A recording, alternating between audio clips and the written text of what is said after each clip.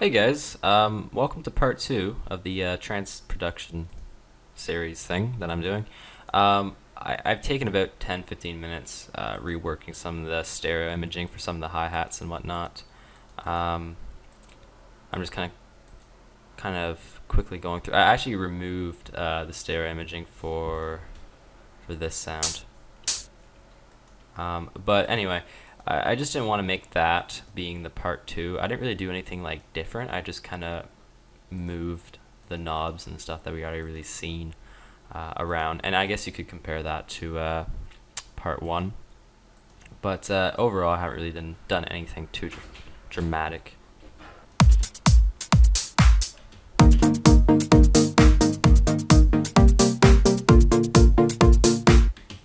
Alright, so I think the first thing we should do is expand on this 4x4 beat, because it's a little short and it's going to get a little repetitive. So I'm just going to cut this and put in like pattern 3 or something. I'm going to take pattern 1 and I'm going to right click and clone selected. So basically pattern 2 and pattern 1 are the same exact beat, but we're going to keep pattern 2 at what it is, and we're going to change pattern 1 a bit, because I think pattern 2 is where this sound will come in right here. Okay, so let me think. So we could just kind of remove a few things. The first part's always a little bit more simple, I think.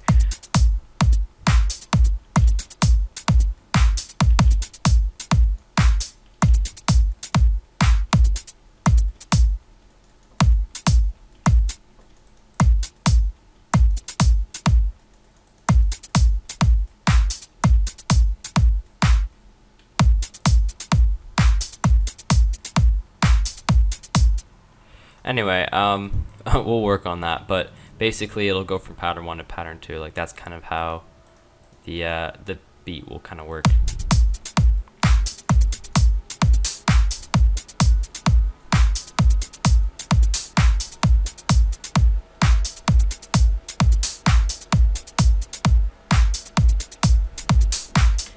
So I find that's a lot more interesting to listen to. And what I did here in the pattern 1 was I left a bit of a space here, and I think we're gonna make a bit of a bass, and we'll bring it in right here where the other hi-hat was. So basically the same concept, but just a bass instead of an actual hi-hat. So I guess I'll just rename this beat 1, just short words, and that's beat 2, and this will be bass, right? So I guess we could make one of those. Now I want to answer a question here quick, because this was asked quite a bit. I am going to make an actual tutorial for the production of sounds from scratch and whatnot. I'm trying to do it kind of practically, like during an actual series like this. But I will go into like Silent and other plugins maybe, but Silent is the one I typically use the most. I also I'm still working on that preset pack, by the way. Like, you can see all the presets I have, and I'm not going to keep all of them. I'm just trying to make as many as I can, and a lot of them I scratched out as well. So I'm just trying to get like the 100 best pretty much, which is taking me quite a while, longer than I thought it would. So there you go. So we're gonna make kind of like a saw-ish bass thing, right? So octave, I make that -1, so it's a bit easier. And then we're gonna add another one.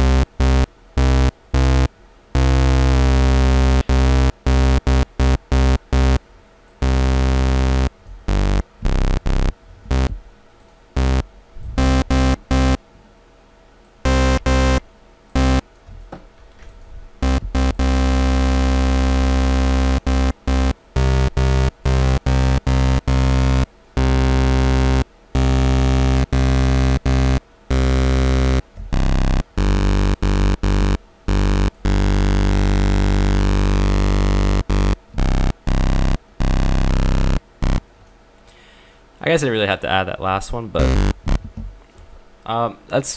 that'll do, hopefully. We're gonna have to remove a lot of that treble stuff, and I usually do way too much of that EQing when I do that, and it's kind of ridiculous. So, you know, I'm still kind of working on the bass stuff, because I don't really think I'm that good at producing or making bass sounds from scratch. But this should work. I should probably rename that, shouldn't I? And we'll just open that in advance. And I don't know what key we're going to be in, because I think I want to change the chord progression again. Did I change it already? I don't know. But I'll just put it at G sharp, and I'll assume that we're going to stay around that area. So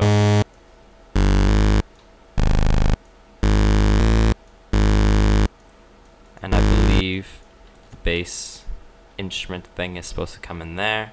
So basically here's how it's going to work. It'll come in here and here. It won't come in on the second beat because there's a hi-hat in the way.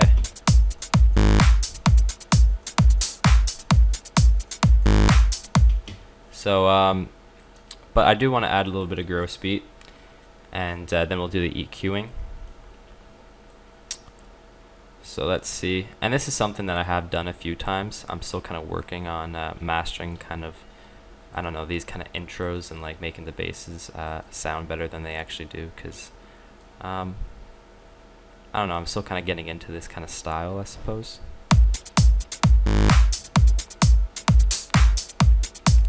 I made my own preset for gross beat, which is just sidechain 2, I called it.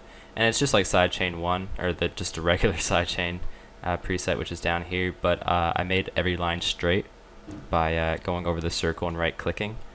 And I moved this stuff up a bit. But that's basically it. It's generally just volume coming up and going back down immediately and then rising. It's just volume, pretty much. It's like a little automation clip. And yeah, so we'll turn that up a bit and maybe remove some of that treble.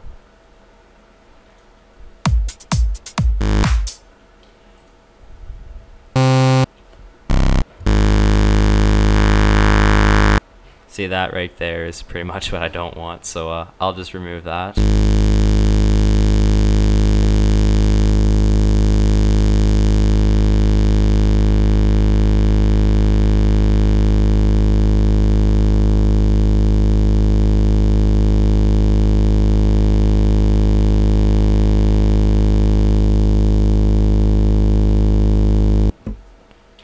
And yeah, we'll basically see how that sounds. I could have just done a low pass type thing, but I did want to keep some of the treble up here.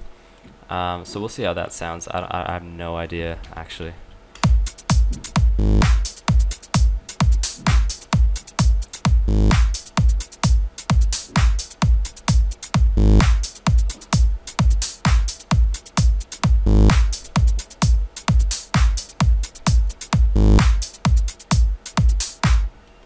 I'm probably gonna have to listen to that over on my speakers, but for the most part, I think that'll be satisfactory for now. Now, this wasn't really like anything too special for the bass. It was basically all saws. Anyone should be able to make this on any type of plugin, really. I didn't really use. I mean, I did use a retrig, so there you go. So you can see I'm just kind of doing this off the spot, off the top of my head. I'm really not, I really have zero preparation for this one. Did I just call that one bass when I have that one? Okay, that's weird. I'll just delete that. Bring that one over. Okay, so I think what we'll do is change the chord progression up a bit, because I think this, I don't know, I'm not really feeling this one so much. And I think we can do better as well, so let me see. Just put lead, how about? And I do want to elaborate. When I do the so thing, I can say so. That's how I should say it. I have this habit where I just don't. So for those of you who's wondering, that's just me. And it's not even like a Canadian thing at all, so there you go.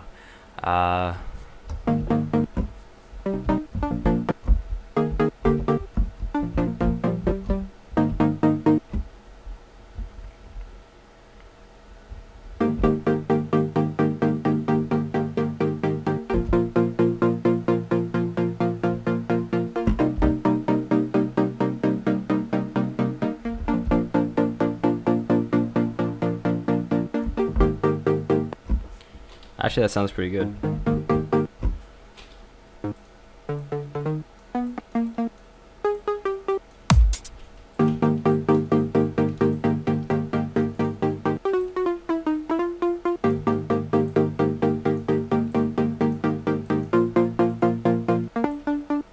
So we're basically doing the similar, not really a similar chord progression, but we're using a similar sequence where we're using G sharp first, and then we're including the, should I say, A flat, and including B flat and C into the chord progression. And we're just going to use those three notes. These bottom notes are the bass lines. Again, this is the kind of interval. And this up here would be the melody. So yeah, I don't really know how I mean, sometimes I change colors, so I'd have like this is the melody and like this is the bass line on different colors for the notes. And I mean, I could do that. I'm just trying to save time. So I mean, we can kind of go by that. It's just, you know, whatever you guys prefer. Some people are color coordinated, and I mean, I tend to be as well. So so let me see.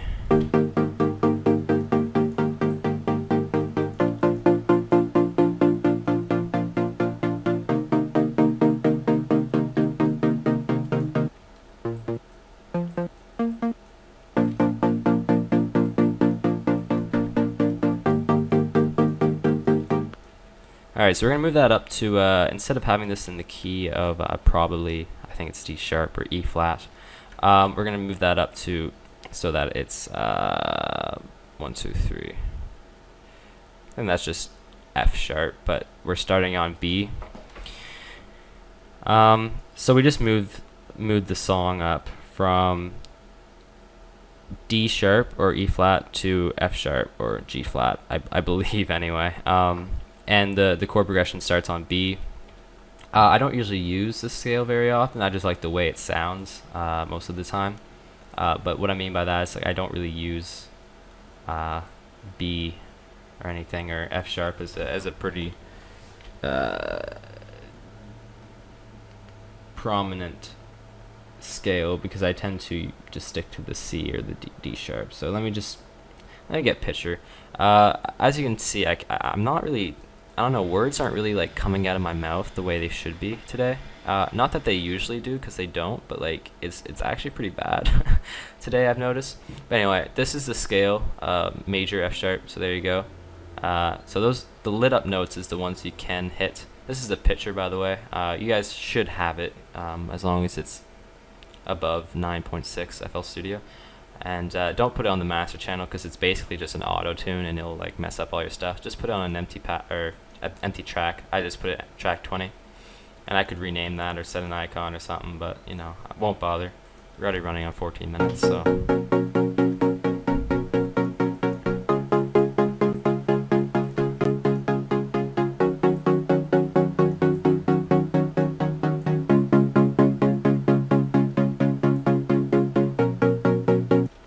See, when you change keys like this, it's good to adjust the EQ accordingly, because I mean, the frequencies do change as far as like the pitch of the notes change.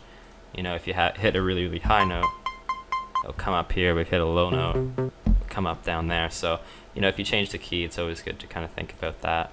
And we'll move this bass note up to B. So, so what we can do, let's say we had like a bit of a build type thing going on, right? And we'll work on the actual structure later. We're just going to try to figure out like the basic, I don't know, the basic sound, or like getting all the leads, basses, everything kind of sorted out, the instruments sorted out, and then we'll start working with the structure, and we'll start the intro and all that stuff.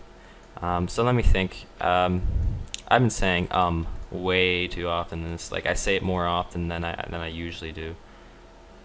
And that would probably be because I woke up from a nap and I'm a little bit disoriented, but I knew I had to record this today, so here I am doing that. So let's clone the bass pattern here. So we got 2 bass patterns, and we want this to actually change, right? So we're gonna make this B and then B again, of course.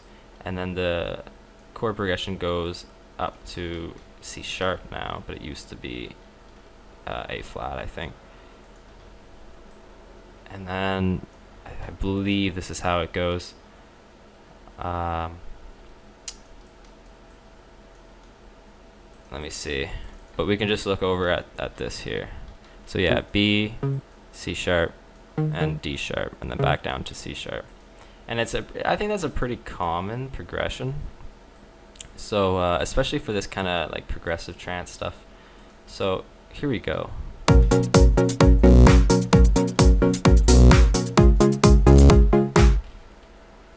And that came in too early. Let me see.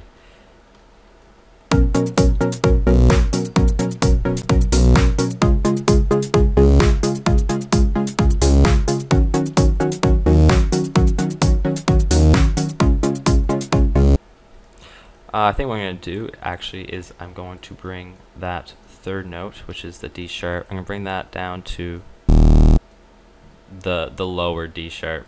It's the same note, it's just on a lower octave, so it'll sound lower.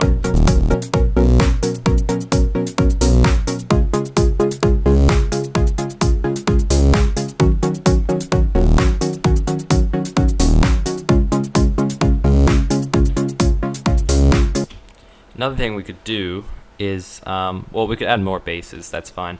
But if not, we could just something like this, where we just have like these long bass notes, and because it's side chaining, whenever the kick hits, it'll just duck down, and it'll kind of sound like an offbeat bass.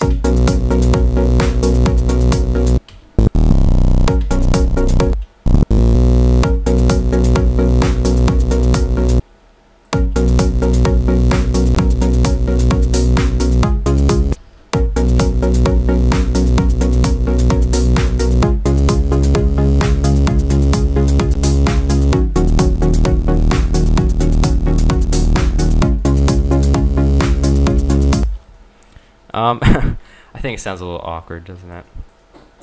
Just because of the bass. I made it pretty quickly, didn't I? So I think what we'll have to do is we might just have to like make another and just work on that, because this is just not sounding too good, at least on my headphones. So I just I'm just gonna keep at that.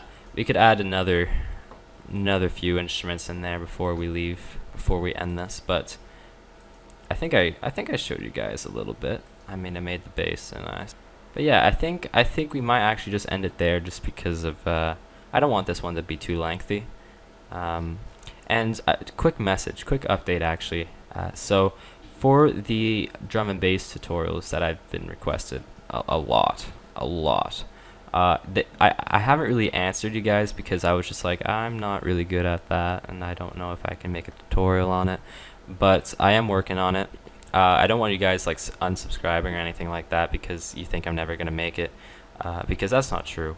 And I know how many of you guys that are requesting for drum and bass. So for those of you who are still waiting, it's coming along. Don't even worry. I just need to familiarize myself better with that genre, and I will be able to make a tutorial. So for those of you who have been requesting, don't even worry about it. It's coming along, and I will post this on my Facebook and stuff. I just want people to know, and not to lose too much hope. So yeah, I hope you guys enjoyed this one, and part 3 will be out soon. So thanks for watching, and I'll talk to you later.